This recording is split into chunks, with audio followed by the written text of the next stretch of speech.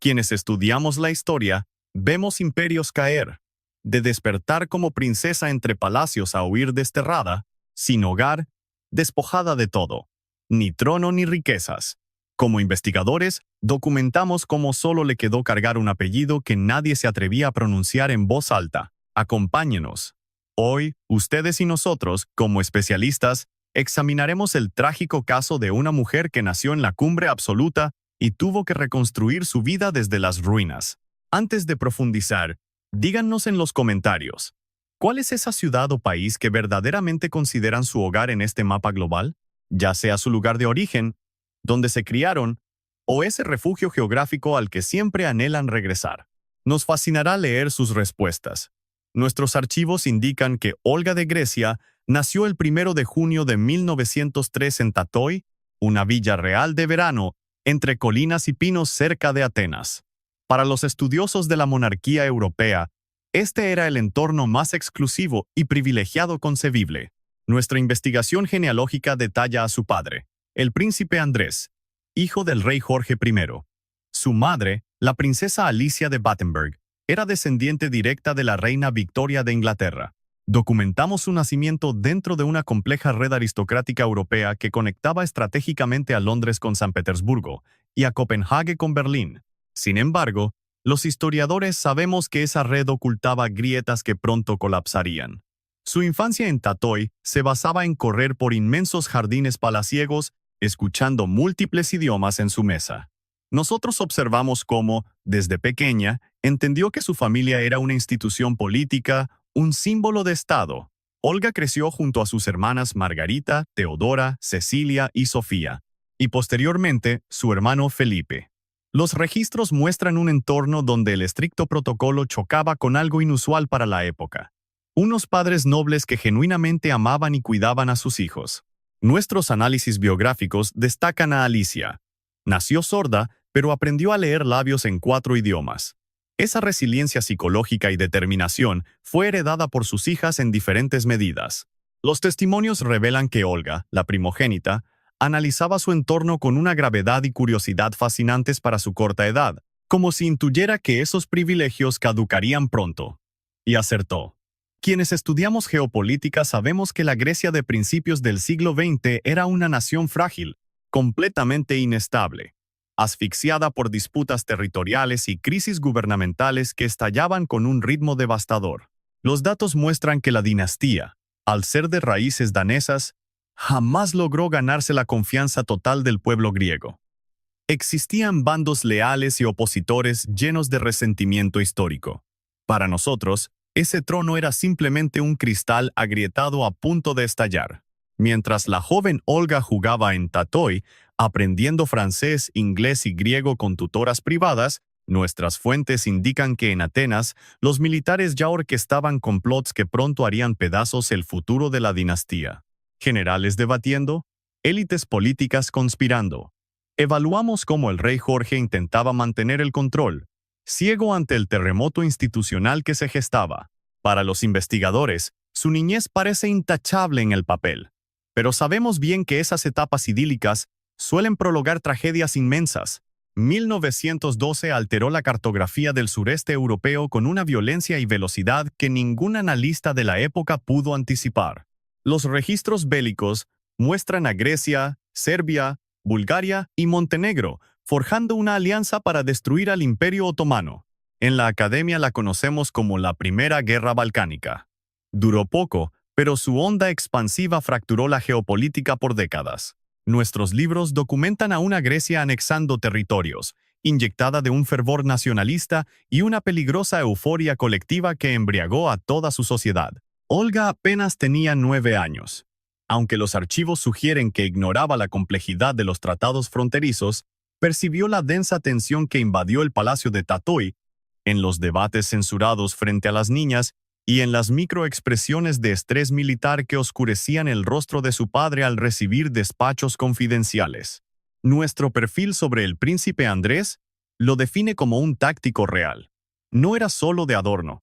Creía firmemente en el combate activo y juró lealtad absoluta a su nación. Luchó en los Balcanes con ferviente honor.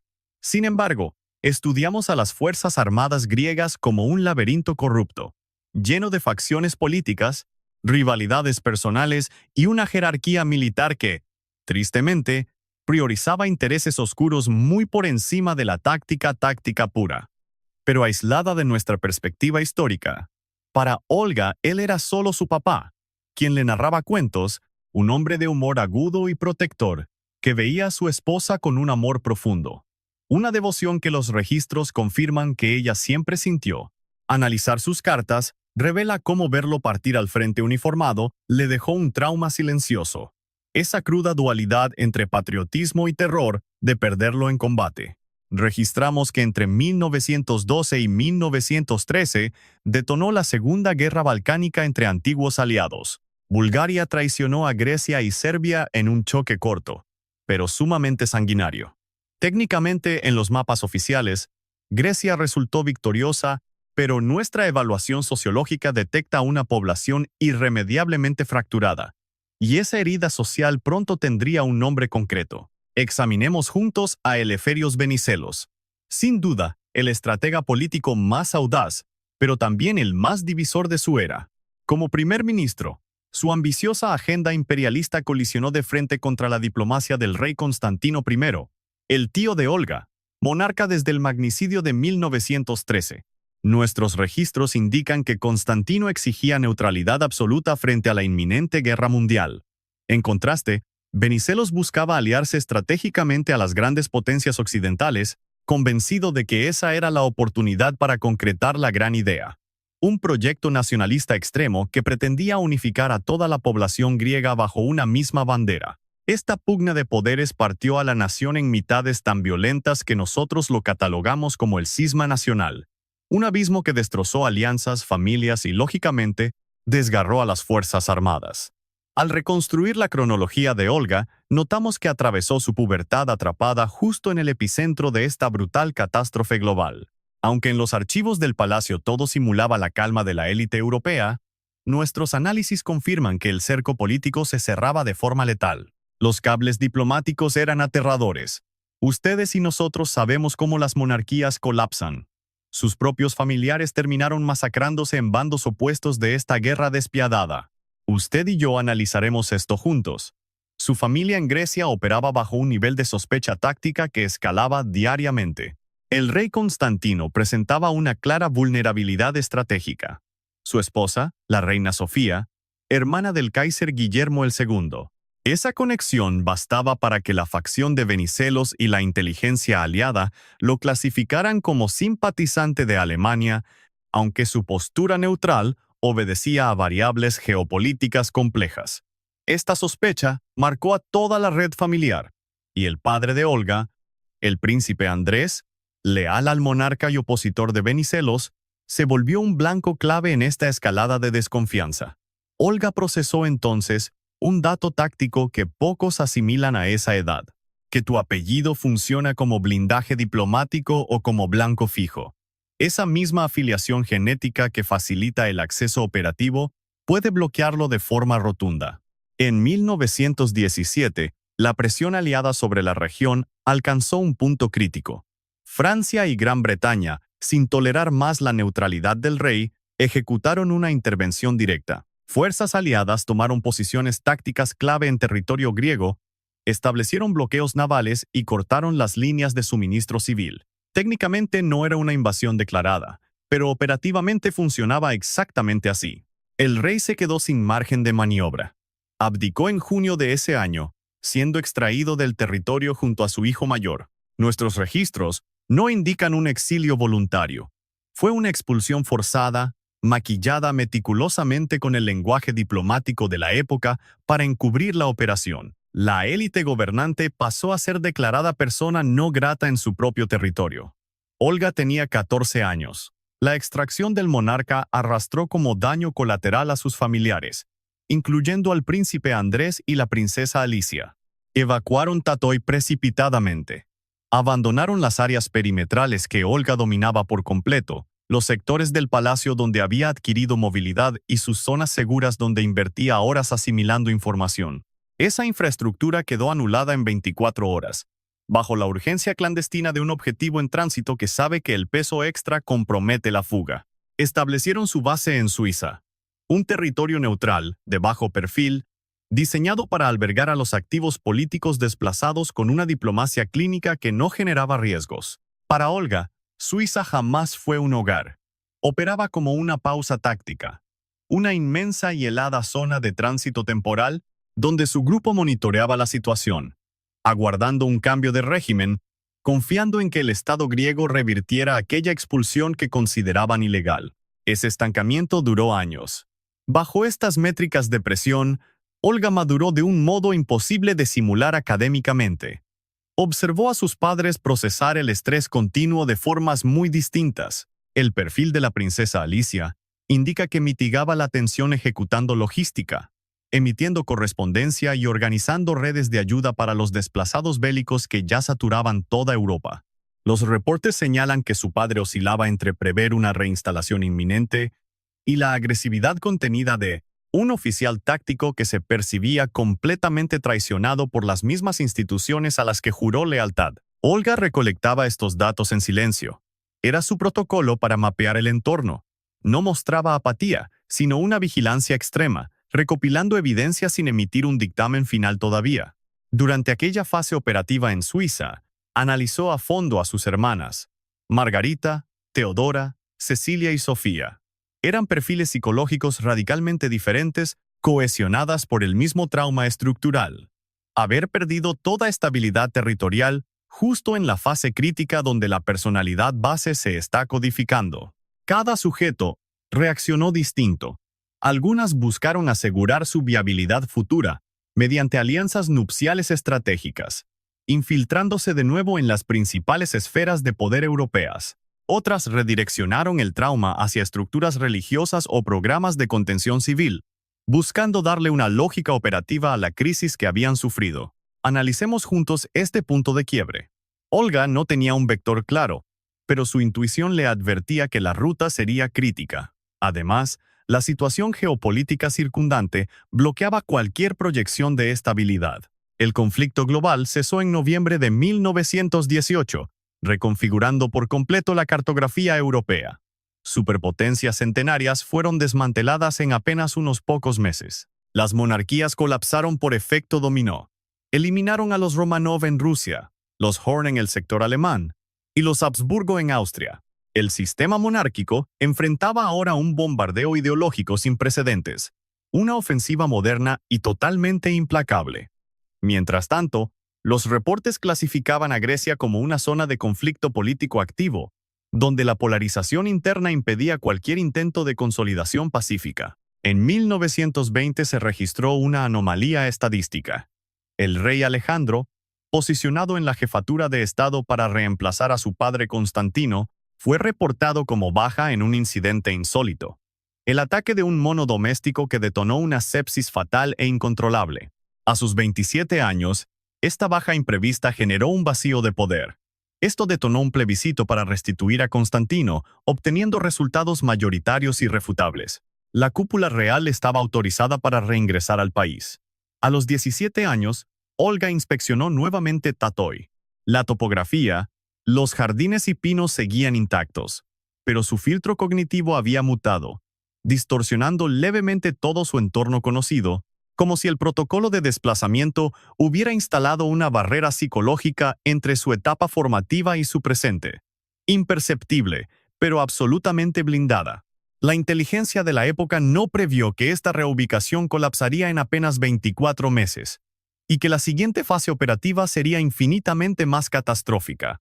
La restitución monárquica en 1920 convergió con una fase de altísimo riesgo y tragedia. Venizelos había desplegado tropas en una agresiva y desmedida ofensiva militar sobre el sector de Anatolia, penetrando los remanentes del Imperio Otomano.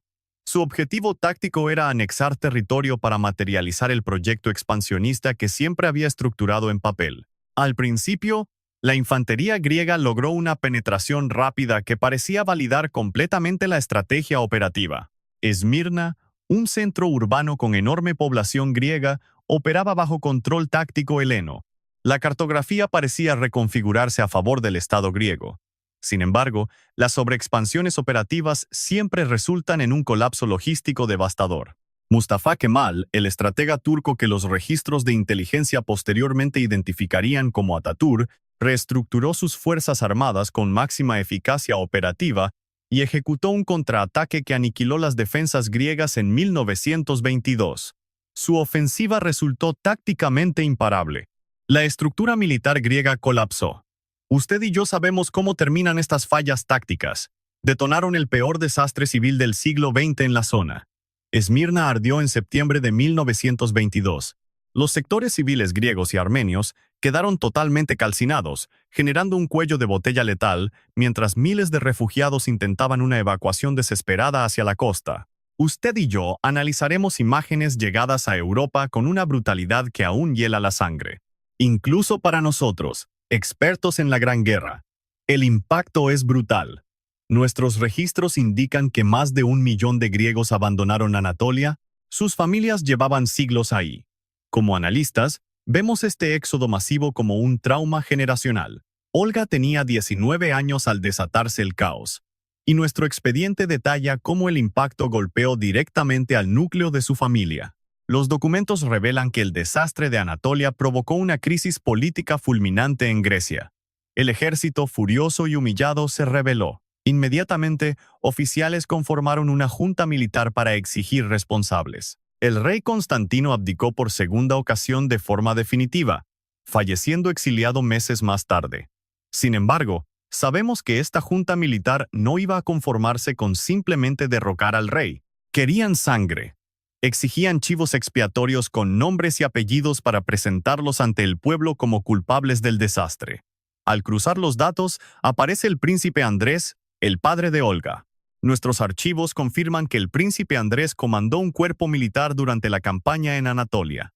Los militares golpistas cuestionaron duramente las decisiones estratégicas que tomó durante aquella fatídica retirada, acusándolo de desobedecer órdenes directas.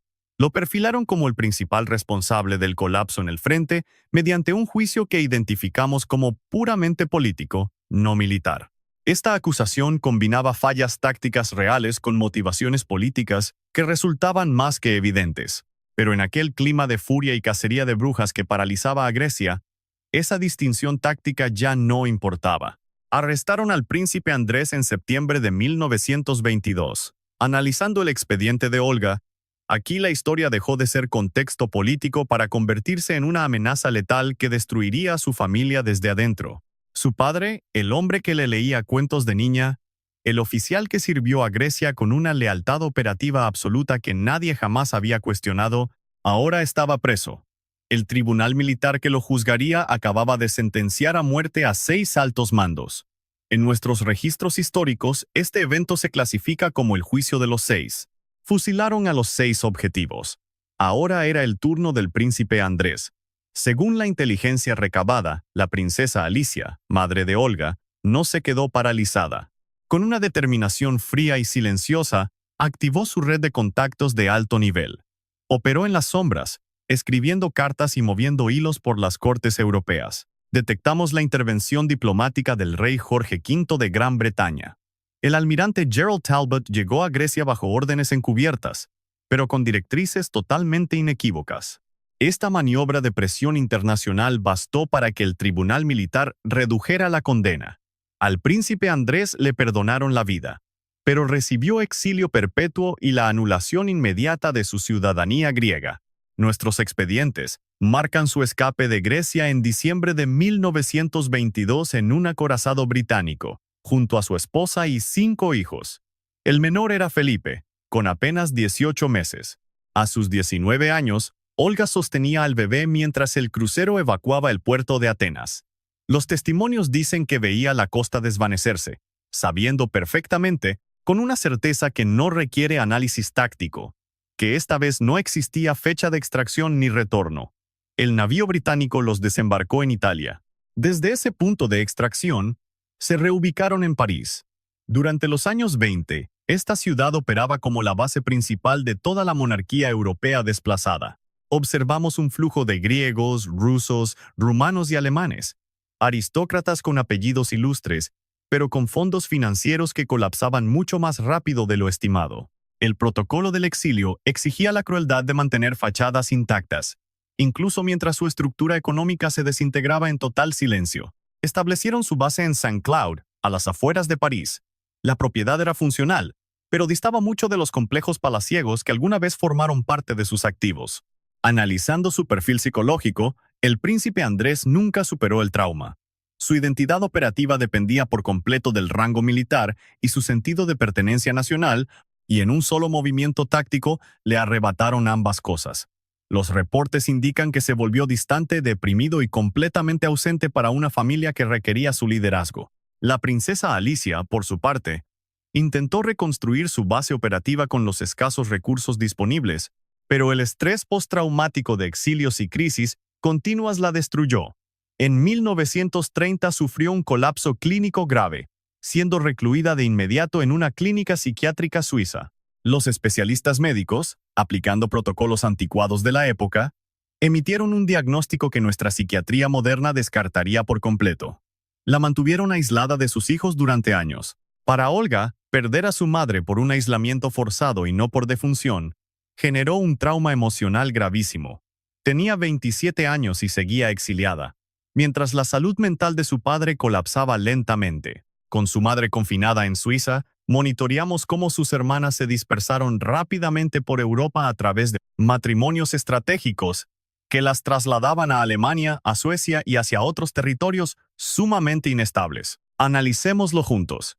Esa estructura familiar, su principal soporte en años de turbulencia, se estaba desintegrando por completo como un nudo frágil. Y aún así, el perfil de Olga se mantenía estable. Era una mujer hipervigilante que aprendió a observar las amenazas del entorno sin involucrarse demasiado. Fue en París donde hizo contactos clave que alterarían su trayectoria. Nuestra investigación revela que esa red de exiliados europeos era un entorno extraño y fascinante. Mentes brillantes desplazadas que buscaban desesperadamente forjar nuevas identidades. Detectamos artistas, escritores, aristócratas en bancarrota y radicales de toda ideología imaginable. Ese era el auténtico París de los años 20. Un experimento sociológico donde los perfiles rígidos se borraban rápido, algo que según nuestros análisis podía ser liberador o aterrador.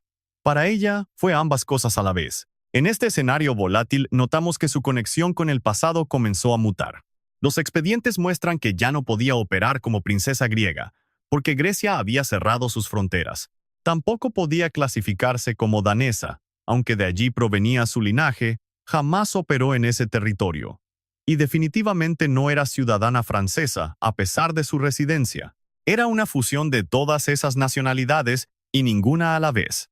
Como expertos, vemos aquí un perfil apátrida que dominaría el siglo XX, aunque entonces carecía de terminología técnica. El tablero geopolítico seguía avanzando. Documentamos que en 1924, Grecia abolió definitivamente la monarquía y estableció una república. Posteriormente, nuestros archivos registran golpes de Estado consecutivos, una restauración monárquica y una inestabilidad crónica. ¿Qué concluimos usted y yo de esto?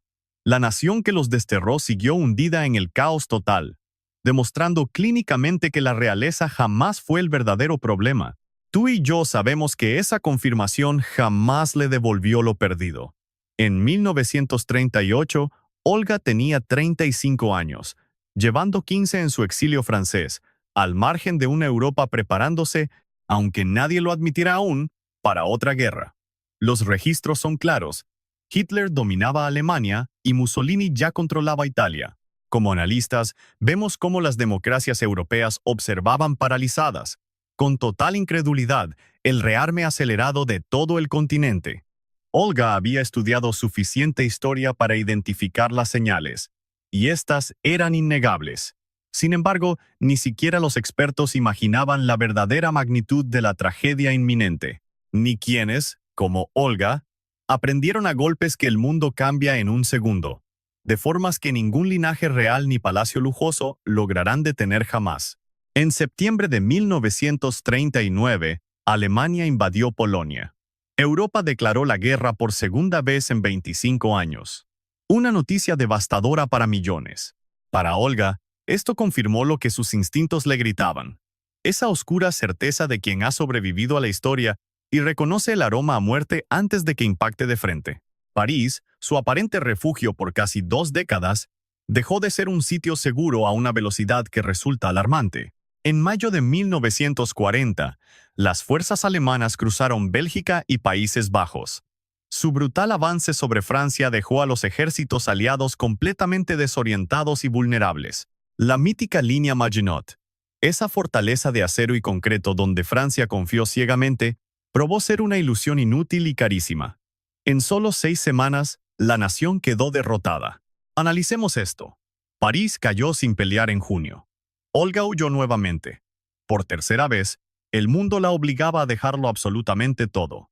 A los 14, ya había escapado de Grecia a Suiza. A los 19 años, tuvo que escapar de Grecia otra vez, abordando desesperadamente un buque de guerra británico. Y ahora, con 37 años debía abandonar Francia con la misma urgencia, sin equipaje y sin ningún destino seguro. Los especialistas vemos un patrón en esta repetición que supera la simple desgracia. Parecía que la historia misma le prohibía a Olga establecerse definitivamente en cualquier rincón del mundo, recordándole brutalmente que el suelo que pisaba nunca sería suyo. Miles de refugiados europeos de aquella generación sufrieron en carne propia esa misma angustia, pero muy pocos experimentaron esa condena tan constantemente y desde una edad tan prematura. Su padre, el príncipe Andrés, también había trazado su propia ruta de decadencia durante esos años. El divorcio, la total frialdad con sus hijos y el alcoholismo llenaron el enorme vacío que dejaron sus antiguos deberes reales y su identidad perdida. Deambulaba entre el sur de Francia y Montecarlo, arrastrando una profunda melancolía que ni siquiera intentaba ocultar. Era solo una sombra marchita del hombre en uniforme militar que Olga vio marchar en su niñez. Murió en diciembre de 1944, completamente solo en Montecarlo. Tenía 62 años. Olga jamás pudo despedirse. La guerra lo hizo absolutamente imposible. Europa era un oscuro laberinto de fronteras bloqueadas y zonas ocupadas. Los riesgos mortales se multiplicaban en cada maldita carretera. El informe llegó tarde, con la misma frialdad burocrática de la guerra. No le dio espacio ni el silencio necesario para procesar su luto. Piénsalo un segundo. Hay pérdidas que no puedes llorar en el instante. El puro instinto de supervivencia simplemente no te lo permite. Esas tragedias se entierran en tu mente y detonan mucho después, completamente a destiempo, cuando menos te lo imaginas. Nuestra investigación revela que Olga dominó este duelo aplazado. Mientras tanto, el conflicto global continuaba con su marcha salvaje e indiferente. En octubre de 1940, Italia invadió Grecia. Las tropas helénicas resistieron con una fiereza que impactó al planeta. Incluso lograron repeler el ataque e irrumpir en Albania. Los registros lo marcan como uno de los contados episodios de auténtico orgullo militar en aquellos combates iniciales. Pero en abril de 1941, Alemania intervino militarmente, destrozando la sólida resistencia griega en pocas semanas. Grecia quedó bajo estricta ocupación tripartita, repartida cruelmente entre alemanes, italianos y búlgaros. Lo que vino después está catalogado como uno de los capítulos más trágicos de la historia contemporánea helénica. La brutal hambruna del invierno de 1941 masacró a decenas de miles, únicamente en Atenas. Los registros muestran que la resistencia se organizó en montañas y ciudades con una ferocidad absolutamente desesperada, y los ocupantes y cómplices respondieron con represalias que no distinguían jamás entre guerrilleros activos y civiles inocentes. La nación que exilió a Olga 20 años atrás ahora se consumía por dentro y por fuera. Al revisar sus cartas, notamos su impotencia observando el caos desde lejos, cargando aquel apellido helénico. Una marca que la ataba a una patria donde era repudiada, pero que innegablemente definía toda su esencia personal. Para nosotros que analizamos estos exilios, esta es la paradoja más sádica. Seguir atado a una tierra que ya te borró de su memoria. En mayo de 1945, Alemania capituló. La guerra global terminó y el mundo luchó por reconstruirse sobre sus propias cenizas. Sin embargo, para Europa, y especialmente para las naciones destrozadas por la ocupación, el fin del conflicto no trajo ninguna paz real. Marcó el inicio de una guerra distinta, mucho más silenciosa, pero con una capacidad destructiva idéntica. Grecia protagonizó una de las transiciones más sangrientas de los archivos. Apenas expulsaron a las fuerzas alemanas, la nación colapsó en una brutal guerra civil. Las fuerzas monárquicas, apoyadas por los británicos, combatieron contra las guerrillas comunistas que antes lideraron la heroica resistencia antiocupación. Este derramamiento de sangre duró hasta 1949. Dejó cicatrices imborrables en la sociedad griega. Pueblos enteros reducidos a cenizas, familias brutalmente divididas y un odio profundo, transmitido de generación en generación con la misma frialdad con la que heredas tu propio apellido. Y aquí, tú y yo, notamos lo más trágico. Olga seguía desterrada. Llevaba 20 años lejos de Grecia, y cuando las condiciones prometían mejorar, hoy analizaremos cómo cada nuevo indicio le confirmaba que volver era una ilusión peligrosa de mantener viva. Al perfilarla, rebasaba los 40 años. Soportó más eventos históricos de los que cualquiera debería tolerar, manteniendo una firme dignidad que comprobamos no nacía de una simple indiferencia, derivaba de algo muy complejo psicológicamente. Aceptación sin resignación. Clínicamente la diferencia es sutil pero clave. La resignación te apaga. La aceptación te obliga a mantener los ojos bien abiertos. Los registros muestran que sus hermanas forjaron sus propias rutas. Margarita se casó con un príncipe alemán. Teodora también. El expediente de Cecilia marca una tragedia. Falleció en un accidente aéreo en 1937 junto a su familia. Un golpe que devastó al linaje con una brutalidad sorpresiva entre tantas otras crisis. Sofía se unió a un príncipe griego, mientras que Felipe, el hermano menor que Olga sacó de Grecia cargando en sus propios brazos según nuestros datos, se forjó como oficial naval británico y para 1947 desposó a la princesa Isabel, heredera británica. Como especialistas, vemos que el destino de Felipe resultó extraordinario. De ser un niño refugiado, carente de nacionalidad, sin un hogar estable ni certezas de ningún tipo, logró ascender a duque de Edimburgo y consorte de la reina británica. Al revisar su biografía, parece un guión de ficción, pero los hechos documentan que fue completamente real.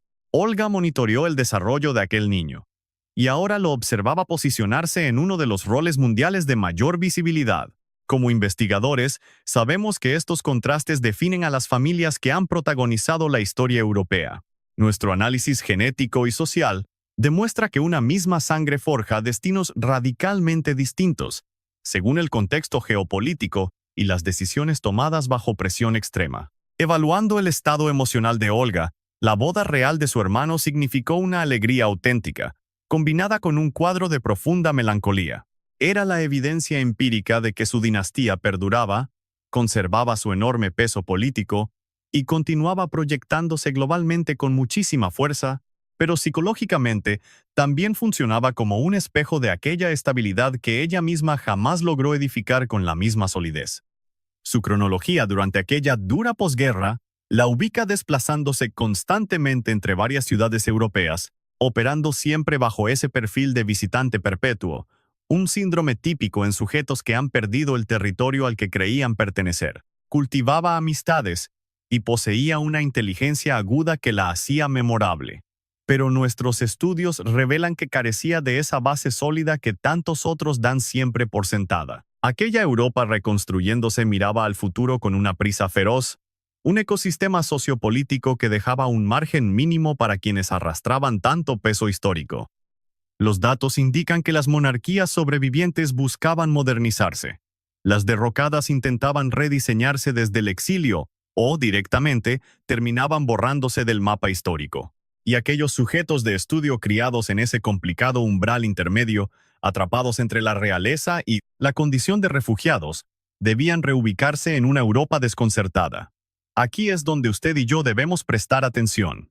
Olga halló su sitio, pero jamás donde la lógica indicaría. El refugio que Olga construyó no fue un palacio ni una corte, evadiendo por completo todos los escenarios geopolíticos que su cuna le había predestinado. Fue un refugio sumamente íntimo y psicológico, algo complejísimo de clasificar usando los manuales tradicionales de la monarquía europea. Consistió en la edificación calculada de una estructura mental inquebrantable, justo en medio de un entorno exterior crónicamente inestable.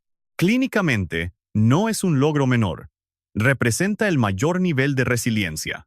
Nuestros archivos documentan que, en los años 50, Olga logró establecerse en Londres, donde el anclaje de su hermano Felipe y la familia real le brindaban esa red de contención que llevaba décadas enteras sin experimentar. Sabemos que la corte inglesa operaba bajo protocolos rigurosos y normas inamovibles, un sistema que asfixiaba a la mayoría de los sujetos, pero para un perfil de constante desarraigo como el suyo, esa misma previsibilidad milimétrica resultaba profundamente terapéutica y reconfortante.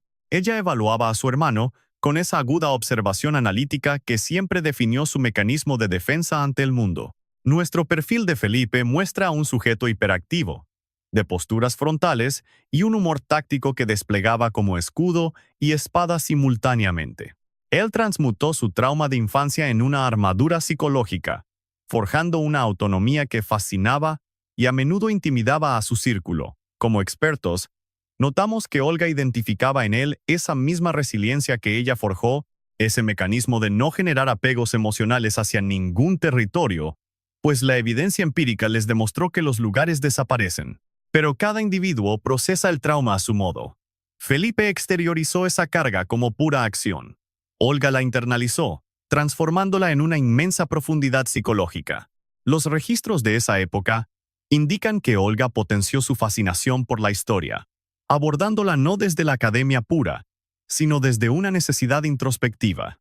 Consumía ávidamente textos sobre las crisis que ella misma atravesó, intentando decodificar en esos archivos el trauma crudo que había experimentado en carne propia. Como investigadores, entendemos lo perturbador que es leer sobre hechos que uno mismo sobrevivió. Esos eventos guardados como estímulos sensoriales, olores y gritos, o tácticas decididas en cuartos cerrados, terminan reduciéndose en nuestras biografías a simples abstracciones teóricas, catalogadas como causas y efectos, en textos glaciales que jamás logran medir el impacto real de haber estado en la zona cero. Esa brecha entre la vivencia traumática y nuestra historia oficial le generó a Olga un análisis profundo, vacunándola contra la arrogancia de los juicios históricos superficiales. Como testigo privilegiada, ella comprobó que detrás de cada maniobra geopolítica resumida en un párrafo, existían seres humanos reales operando bajo condiciones de extrema incertidumbre que nosotros los analistas jamás podremos replicar. Mientras recopilamos estos datos, Grecia continuaba siendo un polvorín social a punto de estallar.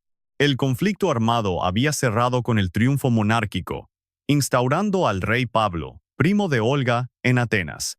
En nuestra revisión, detectamos breves lapsos donde la ansiada paz parecía factible, proyectando que la nación podría edificar un sistema funcional sobre los escombros de tantas décadas de colapsos y tragedias ininterrumpidas. Pero la inestabilidad griega destrozaba cualquier pronóstico con una precisión quirúrgica.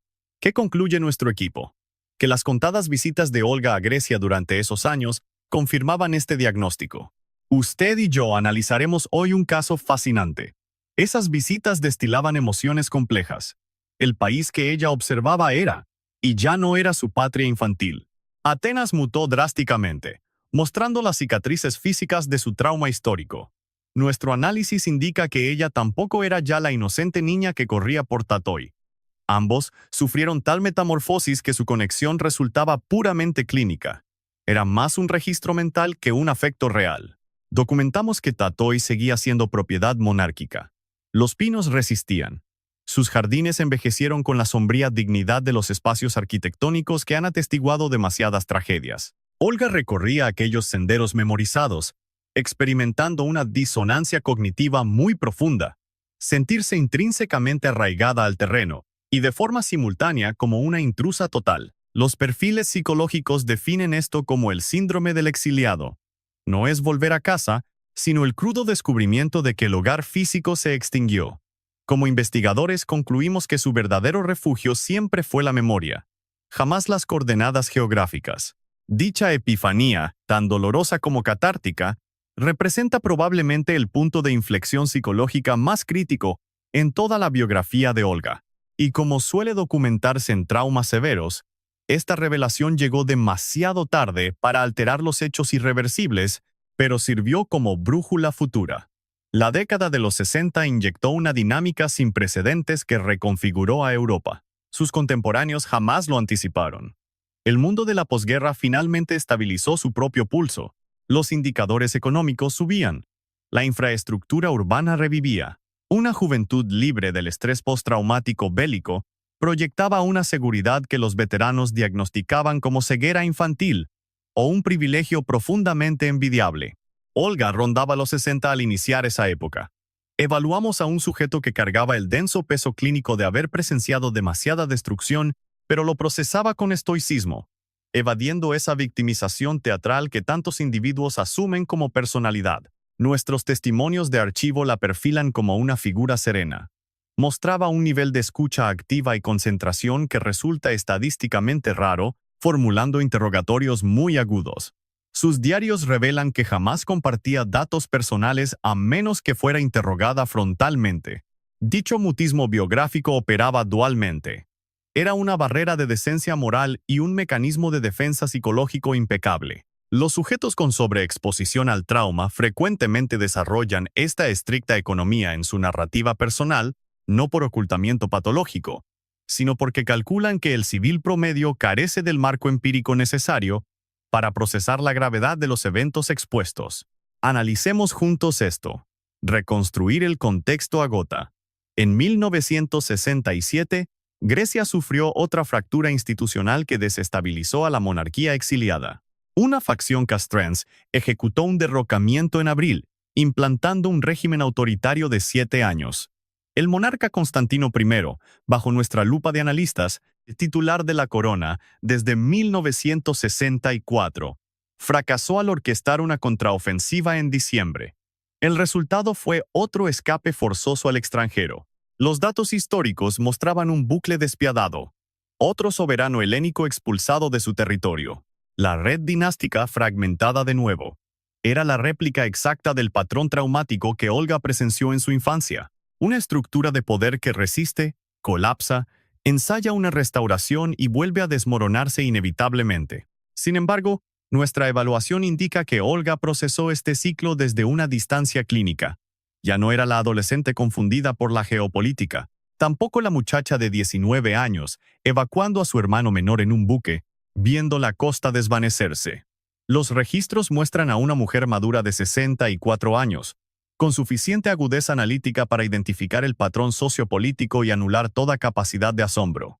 La verdadera variable que vulneró su psique fue observar a los nuevos descendientes siendo sometidos a la misma condena del destierro. Los herederos de su primo Constantino, sujetos infantiles sin historial de participación o responsabilidad en la toma de decisiones del Estado, penalizados solo por su genética, ahora se desarrollaban fuera de Grecia, replicando con exactitud matemática el mismo desplazamiento que ella sufrió. La macrohistoria demostró su amnesia sistemática. Como biógrafos, mapeamos cómo Olga estabilizó su residencia alternando entre Londres y algunos recorridos medidos por el territorio europeo. Su progenitora, la princesa Alicia, rompió su reclusión adoptando un fervor ortodoxo. Este cambio de paradigma alteró su conducta de formas clínicamente fascinantes. Estableció una hermandad monástica en territorio griego. Los expedientes confirman que resistió en Atenas durante la ocupación nazi, ocultando ciudadanos judíos en sus instalaciones, un acto de alto riesgo operativo, reconocido oficialmente con el grado de justa entre las naciones. Para 1968, evidenciando deterioro geriátrico, fue trasladada al Palacio de Buckingham por intervención de su hijo Felipe. Falleciendo ese diciembre, Olga logró acompañar a su madre. Observamos que fue una de las escasas resoluciones afectivas que el tiempo le permitió procesar con absoluta nitidez y resolución terapéutica. Ambas supervivientes de exilios y pérdidas catastróficas coincidieron al fin en aquel complejo monárquico británico. Un entorno atípico que clausuró magistralmente un ciclo de duelo abierto durante ya demasiadas décadas. Al analizar biografías extensas, detectamos instantes donde una fractura que se diagnosticaba como irreversible halla un método sumamente extraño de soldarse. Jamás bajo los parámetros o variables geográficas que el sujeto de estudio hubiera seleccionado de forma racional y consciente, pero con una consistencia que las condiciones ideales nunca aseguran por cuenta propia. Clínicamente, el deceso materno significó el colapso definitivo de toda una época. El último testigo presencial de Tatoy, la única persona que validaba el registro de sus mañanas infantiles y del orden previo al caos, había sido eliminada del tablero. Olga se convirtió en el único archivo biológico de un periodo histórico extinto en cualquier otra latitud física. Nosotros, como investigadores, entendemos ese aislamiento atroz. Es la condena absoluta de ser el último guardián de un universo erradicado. Para 1974, el régimen castrense griego implosionó, incapaz de soportar su propia incompetencia táctica. La negligencia estratégica en Chipre, un experimento sociopolítico de graves consecuencias mortales, aceleró la demolición de la junta militar, un derrumbe documentado a la misma velocidad que otros colapsos previos en el turbulento expediente griego. Acompáñenos a revisar el archivo. Aquel diciembre se restauró la democracia, y un referéndum sentenció que Grecia jamás volvería a ser monarquía. Nuestros registros muestran detalladamente que el rey Constantino I no regresaría al trono. La monarquía griega quedaba abolida para siempre, borrando cualquier posibilidad de que Olga y su familia regresaran siendo lo que alguna vez fueron. Documentamos que Olga tenía 71 años entonces. Llevaba más de 50 años fuera. En nuestra investigación, destaca que pasó más tiempo exiliada que en la nación de su apellido. Según nuestro peritaje, esa noticia tuvo un peso brutal. No causó sorpresa, sino que marcó una clausura histórica y totalmente definitiva. Como historiadores, vemos ahí la confirmación de algo que todos sabían desde hacía muchísimo tiempo. Ese mundo previo a 1922 jamás iba a regresar. Pero al evaluar su caso, notamos que Olga asimiló algo que poquísimas personas logran comprender en toda una vida entera, que la identidad jamás depende del entorno exterior. Evaluamos cómo alguien puede perder su trono, su palacio, su país y hasta su apellido, perder su ciudadanía, el hogar infantil, a sus padres y ver a sus hermanos dispersos, y aún así mantener su esencia. Notamos que no fue a pesar de eso, sino de una forma muy compleja a través de esas pérdidas. En los archivos, sus últimos años pasaron con la serenidad de quien ya no pelea contra lo inevitable. Si examinamos sus movimientos, vivía entre Londres y algunos viajes, cobijada por una red de afectos que construyó pacientemente a lo largo de décadas. Los peritos confirmamos que ya no era esa red dorada de su infancia. Era algo mucho más modesto y real, tejido con tiempo compartido, conversaciones auténticas y una presencia genuina cuando importaba. Los registros dictan que seguía leyendo. Observaba su entorno con esa atención silenciosa que, según comprobamos, fue siempre su forma natural de vivir desde pequeña. Nuestro perfil revela que escuchaba mucho más de lo que hablaba. Preguntaba mejor de lo que respondía, y lo entendía todo sin exigir explicaciones. Por otro lado, estudiamos a su hermano Felipe, el duque de Edimburgo. Ese niño que cargó al exiliarse se convirtió en una figura pública extremadamente famosa y visible.